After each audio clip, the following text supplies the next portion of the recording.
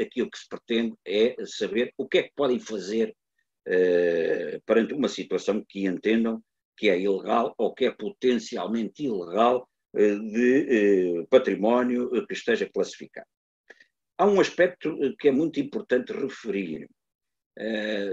As associações podem intervir de várias maneiras,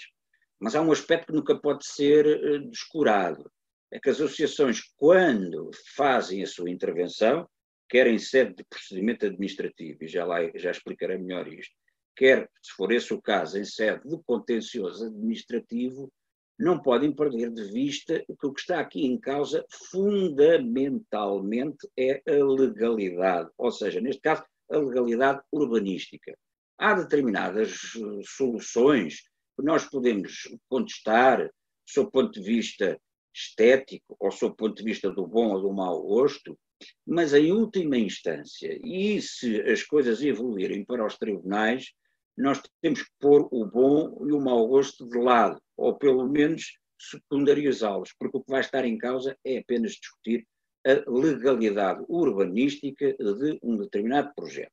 E, por conseguinte, qualquer associação de defesa do património cultural, sobretudo as associações de defesa do património cultural de âmbito local ou regional, mas sobretudo de âmbito local, têm, passa a expressão, a obrigação de conhecer, na medida do possível, muito bem, os instrumentos de gestão territorial que estão em vigor para o território do município. Ou seja, o plano diretor municipal, o plano de urbanização e, nos casos em que eles existam, os planos de pormenor. Em determinadas cidades, os planos de pormenor de salvaguarda do património já assumem uma importância muito grande. Lembro-me do caso de Lisboa, que já possui pelo menos um, a Baixa Pombalina tem um plano de pormenor de salvaguarda. Lembro-me, por exemplo, de Elvas, que também, atendendo ao facto de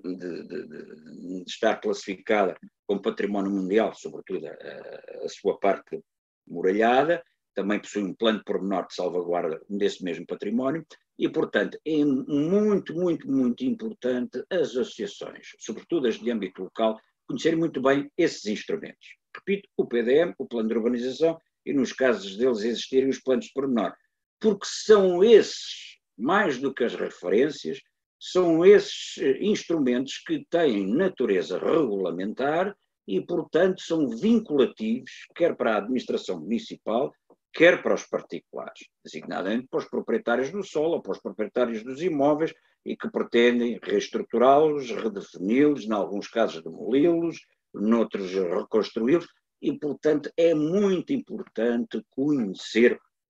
para a gestão urbanística do município e, sob o ponto de vista da legalidade dessas operações imobiliárias na ótica da defesa do património, é muito importante conhecer esses instrumentos de gestão territorial. Posto isto, se amanhã uma determinada associação, pode ser de âmbito local, mas uma associação de âmbito nacional ou regional também tem a mesma legitimidade para intervir. Resumindo, se uma associação de defesa do património tomar conhecimento de que, por exemplo, se iniciou um procedimento de licenciamento municipal de obras ou de uma operação de loteamento urbano que podem vir a pôr em causa a integridade de determinados bens imóveis de grande interesse histórico e podendo até estar classificados ao nível local, o que é que essa associação pode fazer? Em primeiro lugar, é intervir no procedimento administrativo. E intervir no procedimento administrativo é constituir-se como parte interessada no procedimento administrativo. O nosso Código de Procedimento Administrativo, eu vou agora aqui dispensar os artigos que é para não cansar as pessoas, o nosso Código de Procedimento Administrativo, em matéria de tutela de interesses difusos, como seja o ambiente, o ordenamento do território, o urbanismo e o património cultural, permite que os interessados, que as pessoas, quer individuais ou coletivas, que tenham interesse na defesa desses mesmos interesses, se constituam como parte interessada no procedimento. Faz um requerimento a justificar quem é, porque é que intervém, e qual é o objetivo da sua intervenção para estar justificada a sua legitimidade no procedimento. Isto depois tem um efeito prático muito importante, é que a partir do momento em que intervenham no procedimento e sejam reconhecidas como parte legítima no procedimento administrativo, todas as decisões que vierem a ser proferidas, quer ao nível do Executivo Camarário, ou quer ao nível dos vereadores dos pelouros, no caso da delegação de competências, todas essas decisões têm que ser notificadas às partes interessadas no procedimento. E, portanto, as associações que já fizeram a sua intervenção no procedimento são partes legítimas para receberem todas as notificações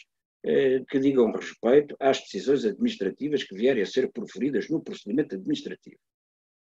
A intervenção no procedimento administrativo é muito importante, porque é uma maneira de fazer pressão sobre o Executivo Camarário, no sentido de os alertar, não só para possíveis ilegalidades, se for esse o caso, mas mesmo que não haja ilegalidades, alertá-los para a solução que ali é proposta, que pode vir a comprometer determinados valores arquitetónicos ou valores histórico-arquitetónicos e que as associações entendem dever ser preservado. No domínio do procedimento administrativo, esta força de pressão é muito importante, porque mais do que as associações serem vistas, e muitas vezes são vistas, aliás, há pouco, quando entrei aqui no fórum, ainda ouvi uma outra intervenção em que, na maior parte dos casos, e não vale a pena fugir à questão, as associações são vistas quer pelos executivos autárquicos, quer pelos promotores, como adversários ou até às vezes mesmo inimigos ou inimigos ferozes do progresso. Enfim, se é que em algumas situações estamos a falar de verdadeiro progresso. Eu penso que para desmistificar um pouco isto é importante que as associações assumam no procedimento administrativo uma postura dialogante, uma postura de diálogo, uma postura de construção de uma solução, para que não sejam vistas apenas como um conjunto de pessoas um pouco simpáticas e passa a expressão, algo incomodativas, mas pelo contrário como pessoas, quer coletivas, quer como pessoas individuais, por esse o caso, de que estão interessados na renovação dos tecidos urbanos, porque é inevitável que com o andar dos tempos seja absolutamente necessário a renovação do tecido urbano, mas que essa renovação do tecido urbano se faça não só em cumprimento da lei, e aqui a lei, insisto, é aquilo que os regulamentos dos respectivos instrumentos de gestão territorial tiverem previsto, mas também a preservação daquilo que é a memória, a história, os valores que dão alguma característica à localidade onde se vive e que, portanto, é importante que sejam preservados por forma a que haja mais tarde uma transmissão de uma herança de uma geração para outra geração. Portanto, a ideia de nós não somos propriamente umas pessoas antipáticas, o que queremos é ajudar a construir aqui uma solução que seja uma solução que, para além de não ser ilegal, seja também uma solução que preserve a história, a memória, a personalidade do local ou dos locais. Portanto, é importante assumir esta postura de diálogo e de colaboração. Agora, se efetivamente o procedimento prosseguir e designadamente com um licenciamento que as associações ou os cidadãos constituídos como parte interessada no procedimento entendam que é ilegal, aí não há outra solução senão subir para um outro patamar, que neste caso é o contencioso administrativo, ou seja, endereçar a questão para os tribunais administrativos, que são os tribunais materialmente competentes para conhecer deste tipo de litígios, e montar uma providência cautelar administrativa, ou mais tarde seguida de uma ação popular administrativa, sempre tendo por mira a defesa da legalidade urbanística, porque no procedimento administrativo ainda é possível discutir questões de bom ou de mau gosto, Nos tribunais administrativos não é possível discutir soluções bonitas ou feias, soluções de bom ou de mau gosto. Só é possível discutir a legalidade da operação urbanística que está em causa. E, portanto, quando vamos para um tribunal, ou através de uma providência cautelar, o desejável, porque é um processo mais rápido, mais expedito e mais urgente, e aquilo que se pretende é evitar que se consuma no local algo que efetivamente se traduza numa violação da lei, e, portanto, quando vamos para um tribunal, temos que ir bem alicerçados, não só sob o ponto de vista jurídico, mas sob o ponto de vista técnico. Ou seja, a aliança entre o jurídico e o técnico aqui é muito importante. Diz-me a minha experiência, que nestas matérias já é, graças a Deus, bem larga, que há nesta área uma intervenção entre várias valências que ajudam e muitas vezes reforçam o ponto de vista jurídico. Eu recorro muitas vezes ao aconselhamento e ao parecer de arquitetos, de engenheiros civis, já recorri a de engenheiros do ambiente, mas aí menos, e de historiadores, designadamente de historiadores da arte. São três áreas que muitas vezes são convocadas para alicerçar uma providência cautelar ou uma ação popular administrativa, porque estamos a falar de algo que tem que ser muito bem fundamentado, não só por uma questão de brio processual, mas também porque muitas vezes se enfrentam adversários com algum poder, e designadamente com algum poder económico, e, portanto, não podemos descurar essa parte no que diz respeito aos contributos técnicos que nesta área de património cultural são vários. Não é só a perspectiva jurídica que está aqui em causa, obviamente que ela é a mais importante, mas para estar bem fundamentada é necessário recorrer ao apoio de especialistas, sobretudo nestas três áreas que acabei de indicar: arquitetura, engenharia civil e história da arte. Ora bem, e portanto, dizia eu, não tendo sido possível alcançar um resultado favorável num procedimento administrativo em que esteja em causa o licenciamento de operações urbanísticas que podem ser ilegais ou serão ilegais por violação daquilo que está previsto nos regulamentos dos instrumentos de gestão territorial e âmbito municipal. Não sendo isso possível, tem que se recorrer para os tribunais administrativos para impedir a concretização de um licenciamento que se entenda que é ilegal, através de uma providência cautelar. As mais frequentes e as mais vulgares são as suspensões de eficácia de atos administrativos de licenciamento, mas há outras que podem ser igualmente utilizadas no domínio do Código de Processo nos tribunais administrativos e depois propor a respectiva ação popular. Eu há pouco ouvi que tudo isto tem custos. É verdade. Tudo isto tem custos porque pode muitas vezes, através de uma boa vontade, arranjar-se um parecer de um arquiteto, do engenheiro civil, do historiador da arte, que simpatize, sob o ponto de vista cívico, com alguma destas iniciativas, e claro que aí se poupa dinheiro. Mas, por exemplo, nas providências cautelares e nas ações populares não há lugar a custas judiciais, o que é muito bom, porque infelizmente o acesso à justiça em matéria de custas judiciais continua a ser muito caro no país, mas neste domínio da tutela dos interesses difusos e designadamente do património cultural, não há que pagar taxas de justiça. Há que pagar mais tarde, e isso é um encargo ao qual não se poderá fugir se as coisas não correrem bem, que é se a providência cautelar não for aceita ou se a ação popular mais tarde for julgada improcedente, ter que pagar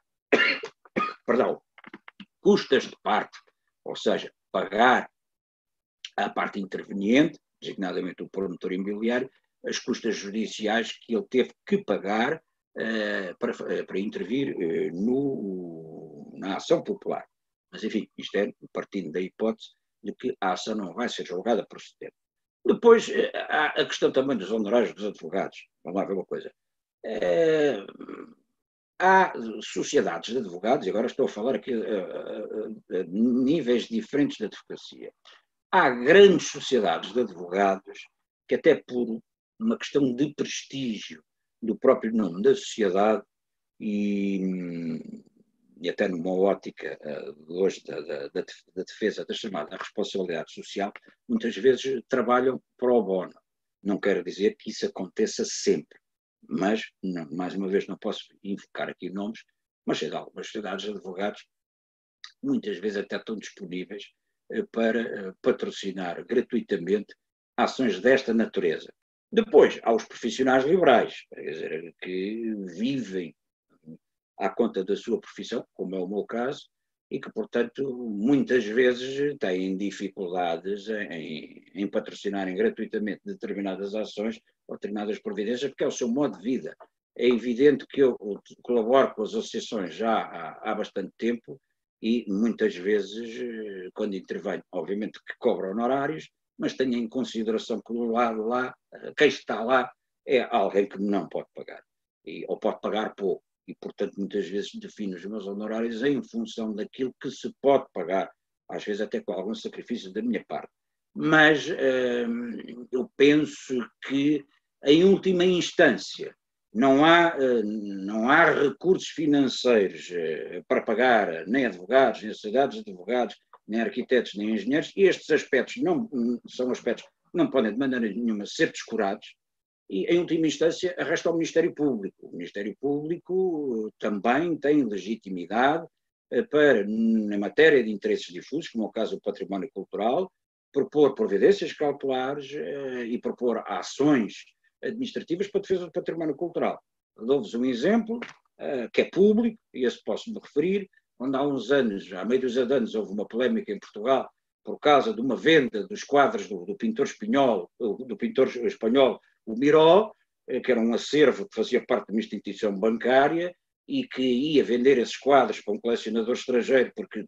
tinha que arranjar maneira para pagar as suas dívidas. O Ministério Público deduziu uma providência cautelar